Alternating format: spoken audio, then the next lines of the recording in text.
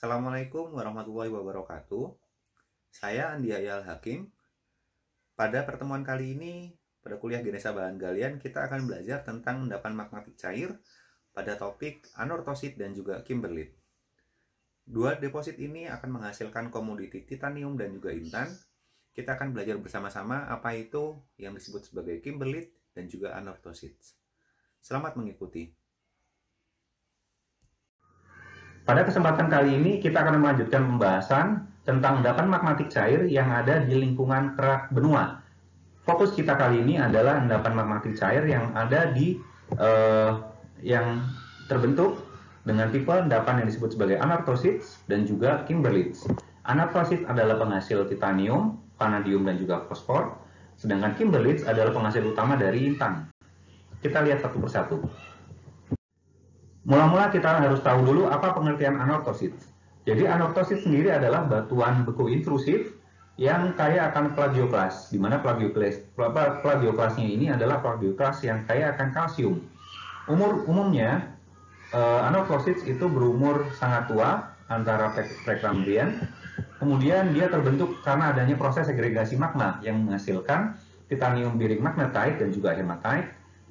Ini menghasilkan mineral yang disebut sebagai ilmenit, yaitu besi, titanium oksida, dan juga rutil, yaitu titanium oksida. Dan asosiasi dari mineral pembawa ini biasanya muncul di magmatic anorthositsnya. Jadi kita ketika melakukan eksplorasi, kita fokus pada batuan yang mengandung anorthosit, yaitu plagioklas yang kaya akan kalsium. Ada dua jenis magmatic anorthosits yang umumnya dijumpai. Yang pertama biasanya terdapat di bagian atas dari layered mafic intrusions. Jadi pada intrusi berlapis, biasanya di sanalah terendapkan anorthosits. Yang kedua, biasanya anorthosits itu bisa juga muncul sebagai batuan yang masif, di mana Pluton sendiri mempunyai plagioklas yang mempunyai komposisi antara andesin hingga labradorit. Di sini adalah target-target di mana kita menemukan endapan anorthosits. Seperti yang saya sampaikan sebelumnya, anorthosit ini adalah host dari mineral-mineral pembawa titanium, vanadium, dan juga fosfor. Sekarang kita lihat di gambar ini, batuan yang berwarna putih di sebelah kiri atas, ini adalah contoh dari anorthosit yang mempunyai lapisan kromit di antaranya. Jadi kromit ini muncul sebagai mineral ikutan. Kemudian di bagian B ini adalah anorthosit juga. Jadi walaupun luarnya nampak lapuk, tetapi kita harus pecahkan dulu batuannya, baru terlihat warna aslinya. Kemudian di bagian C ini adalah lapisan kromit yang muncul di anorthosit, dan yang D ini adalah batuan dari metapiroksenit, jadi batuan piroksenit yang sudah termetamorfkan. Anorthosits umumnya membawa magnetit, kemudian membawa ilmenit, dan juga membawa rutil.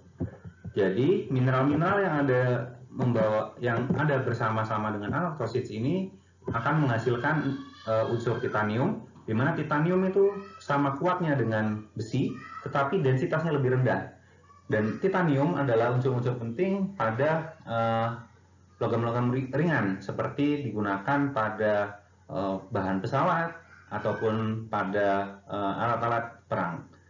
Kemudian ini adalah contoh dari anorthosits yang mengandung mineral-mineral pembawa titanium, sebagai contoh ilmenit. Kemudian magnetitnya mempunyai komposisi yang tinggi akan titanium, dan juga spinel. Kemudian di sebelah kanan di sini ada ilmenit dan juga apatit, di mana apatit ini mempunyai rumus kimia kalsium fosfat. Kemudian di sana bisa terdapat ada fluorin dan juga klorin. Pada endapan yang mengandung apatit sendiri itu biasanya diambil fosfornya, di mana fosfor ini bisa digunakan sebagai bahan untuk untuk sesuatu yang berpendar, sedangkan fluorin ataupun klorin itu umumnya digunakan untuk pembersih seperti pasta gigi ataupun sesuatu yang berpendar seperti fluor. Di sebelah kiri bawah ini adalah contoh dari ilmenite quartz yang dikelilingi oleh garnet yang berwarna kemerahan, dan yang berwarna putih ini adalah anorthosites. Jadi ketika kita melakukan eksplorasi anorthosites, maka kita bisa harapkan endapan yang ada di sana itu bisa ada rutil ataupun ilmenite yang membawa titanium, ataupun chromite, walaupun chromite ini tidak cukup banyak di anorthosites. Dari anorthosites kita pindah ke intan. Kita mungkin tahu bahwa intan adalah mineral terkeras yang mempunyai skala Mohs 10. Kemudian intan ini umumnya terbentuk dari proses kristalisasi magma. Jadi dia terbentuk di awal pertama kali magma itu mendingin. Dan tektonik yang membawa intan ini umumnya berhubungan dengan proses subduksi yang sangat dalam, umumnya pada temperatur yang melibatkan temperatur dan tekanan yang sangat tinggi. Kemudian bentuk dari intan itu berasosiasi dengan endapan yang disebut sebagai kimberlite. Kadang-kadang bentuknya pipe-like diagram, jadi bentuknya seperti pipa. Tetapi tidak semua kimberlite itu bisa membawa intan. Kemudian ada beberapa lokasi di dunia di mana intan itu tidak berhubungan dengan endapan kimberlite. Ada yang disebut sebagai lamproid. Nanti kita akan lihat apa itu kimberlite dan apa itu lamproid.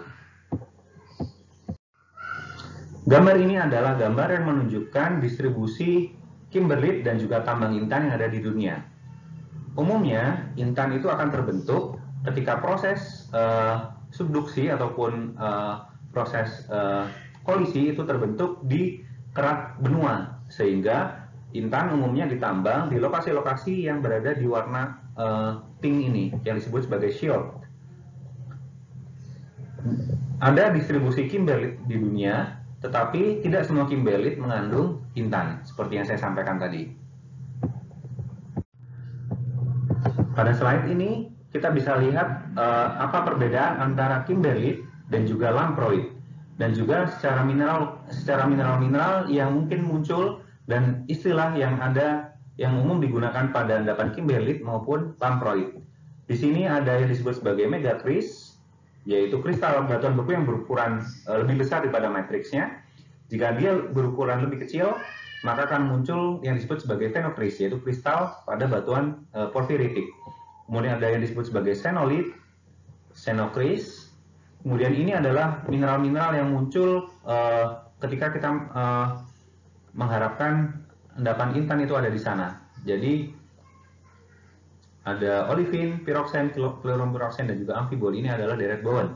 Kemudian ada montiselite. Ini adalah kalsium magnesium silikat yang juga ada pada endapan kimberlite. Kemudian mineral sampingnya ada ilmenite sebagai pembawa titanium ataupun enstatite. Enstatite ini adalah piroxen juga yang muncul di batuan mafic ataupun ultramafic. Di lamproid, garnet itu muncul sebagai pirop. Ini umumnya berwarna hijau karena pirop adalah garnet yang kaya akan kromium. Kemudian ada serpentin, ada nephelin, ini batuan juga. Spinel ini adalah mineral yang muncul hanya pada lingkungan high pressure ultramafic rock. Kemudian ada dioksid, logofit, almandin, ini juga garnet. Kemudian ada leucid, sanidin, dan juga apatit. Pada slide ini kita bisa lihat sekali lagi perbedaan antara kimberlite dan lamproid. Pada kimberlite, host rock-nya adalah batuan potasik atau yang ultra basah. Sedangkan pada host rock dari lamproid adalah batuan yang kaya akan potasium ataupun magnesium yang terbentuk secara vulkanik ataupun hipabisal, jauh dari permukaan. Kromium dioksid, kemudian olivin, enstatite, ini adalah mineral-mineral yang muncul di kimberlite. Sedangkan pada lamproid, mineralnya itu cenderung kaya akan titanium, seperti amfibol yang kaya akan titanium, olivin, sanidin, dan seterusnya. Kemudian mineral penunjuknya bisa pirop, bisa magnesium ilmenite ataupun kromium dioksid. Sedangkan pada endapan lamproid ini ada intan, biasanya muncul sebagai aksesoris pada xenolite ataupun xenokris. dan juga pada olivin, piroxen, dan garnet. Salah satu metode yang digunakan untuk melakukan eksplorasi intan adalah dengan melihat distribusi dari mineral-mineral butirnya. Di sini kita bisa lihat beberapa indikator mineral utama. Di sini kita bisa lihat adanya kromium dioksid yang berwarna hijau tua, kemudian adanya eklogit yang berwarna kuning, kemudian ada ilmenit yang berwarna abu-abu, kemudian ada pirok yang berwarna kemerahan seperti ini, olivin berwarna hijau muda, dan juga di tengah sini ini adalah intan yang mempunyai habit oktahedral ataupun mempunyai 8 sisi di permukaannya. Ini adalah intan yang muncul dari hasil konsentrasi mineral berat. Endapan kimberlite itu umumnya muncul dengan bentuk yang disebut sebagai pipe-like diatrem, di mana pipe-like diatrem ini berbentuk seperti carrot shape ataupun berbentuk seperti wortel. Pada bagian atas dari pipe-like diatrem itu terisi oleh sedimen. Dengan kedalaman sedimennya itu bisa bervariasi mulai dari beberapa ratus meter hingga 300 meter. Setelah itu di bawahnya itu adalah kawah yang merupakan produk erupsi dari magma yang naik ke permukaan. Dengan kekuatan yang sangat tinggi dia bisa membentuk bentuk kawah yang sangat besar. Dan intan itu karena dia terbentuk pada pressure dan temperature yang tinggi, dia terbentuk tidak di bagian atas tetapi di bagian dalam dari diatrema tersebut.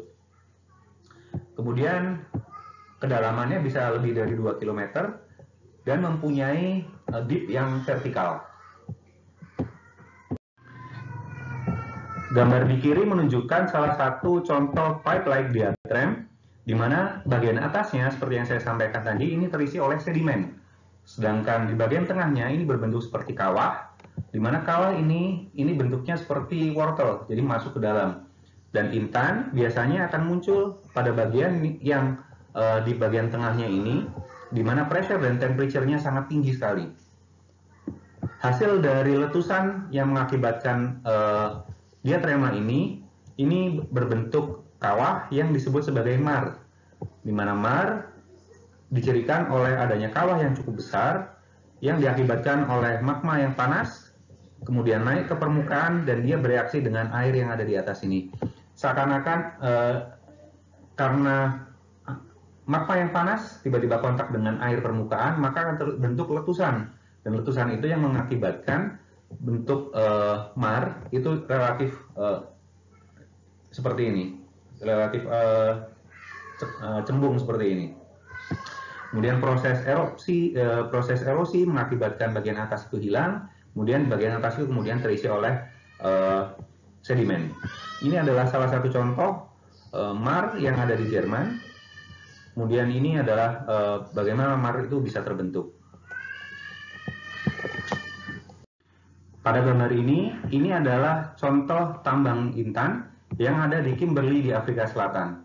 Kita bisa lihat bentuk kraternya dari bekas erupsinya. Kemudian di bagian kanan kirinya ini adalah sedimen.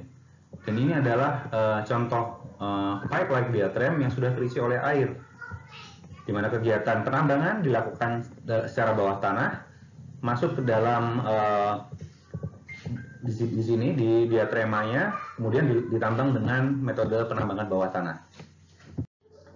Pada gambar ini kita bisa lihat penampang dari sebuah pipe-like diatrem, di mana bagian atas terisi oleh endapan piroklastik. Kemudian semakin ke bawah ini adalah diatrem facies, dan semakin ke bawahnya lagi adalah root zone. Dan di samping kanan kirinya biasanya terbentuk seal ataupun dikes, dan intan biasanya akan muncul di sini di diatrem faciesnya dan tidak mencapai di root zone-nya. Di minggu yang lalu kita sudah belajar tentang Bushveld, dan Bushveld kompleks itu terbentuk 2050 juta tahun yang lalu, dan dia terbentuk karena adanya pool magma yang cukup besar di bawah. Sedangkan pada pembentukan intan dibutuhkan kedalaman yang sangat-sangat dalam, hampir 150 km, dari permukaan yang bisa membawa intan itu ke permukaan melalui pipa-pipa Kimberlite ini. Jadi kita bisa bayangkan pada Bushveld Complex mempunyai ketebalan sekitar 35 hingga 40 km itu hanya ada di kerak bumi, sedangkan pada intan kita membutuhkan kedalaman yang lebih tinggi hingga ke mantel bumi. Demikian yang bisa saya sampaikan pada pertemuan kuliah kali ini. Semoga bisa membawa manfaat buat semuanya. Terima kasih. Assalamualaikum warahmatullahi wabarakatuh.